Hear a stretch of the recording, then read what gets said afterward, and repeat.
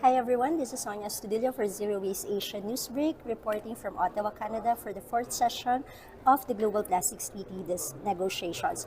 And with me is Michelle Reyes of Healthcare Without Harm. Hi Michelle. How are Hi, you, Doc hi. Michelle? I'm good. So what is the top issue that you would put forward in the GPT, the Global Plastics Treaty negotiations? Well, the top issues that we want to put forward is the no blanket exceptions in these global plastics treaty, especially in the health sector. Because with that, it will not be helpful, and we support actually the WHO strong intervention that the blanket exception will stifle any innovation or redesign of the products because as we all know, the health sector is 10% of the global economy. If we will exempt that, we will exempt the 10% of the global economy, we will exempt the health sector that if we were a country actually, we will be the fifth largest emitter of the global greenhouse gas emissions. So we will exempt that fifth largest emitter. This is your first INC, right? Yes. How was your how was your experience with the negotiation, and how do you feel about the position of your government? So far, the position of the government, especially during the opening statement, I think it was a good opening statement.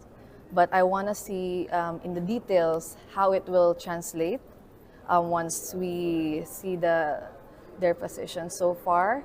And in terms of engaging with them, so far they are very open.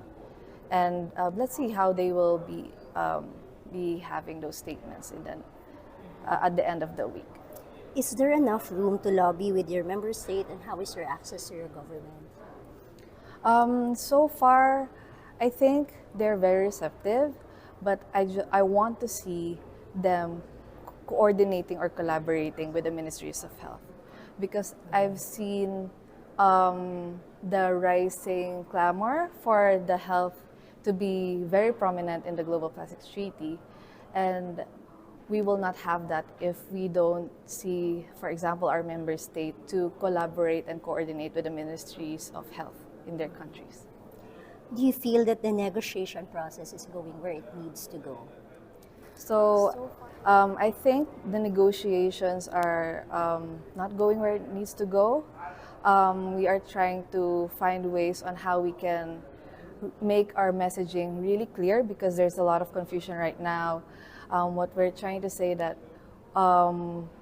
because we don't want blanket exception, because the healthcare generate a lot of healthcare waste right now, and not all single-use plastic are necessary in the health sector. So that's what we're trying to do. We want to remove the overuse of the single-use plastic. We want to detoxify the products that is being used in the health sector. And in terms of the argument of infection control, there is a study saying that the healthcare products, single-use plastic, as of now, without alternatives, is useful. However, the overuse will not be sustainable and will not be helpful if we exempt the health sector in the Global Plastics Treaty. So that's what we're trying to put out there.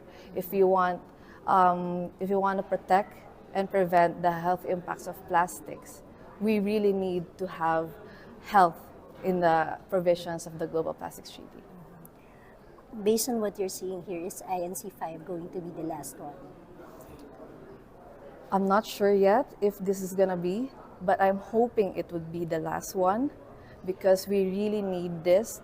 This is an urgent issue that we want to tackle because there are numerous studies that are coming out about the health impacts of plastics. So we really need to address it.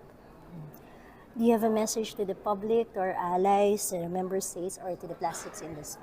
Yeah. My message is that in the outskirts of our venue, we have been seeing message about plastic COVID heroes.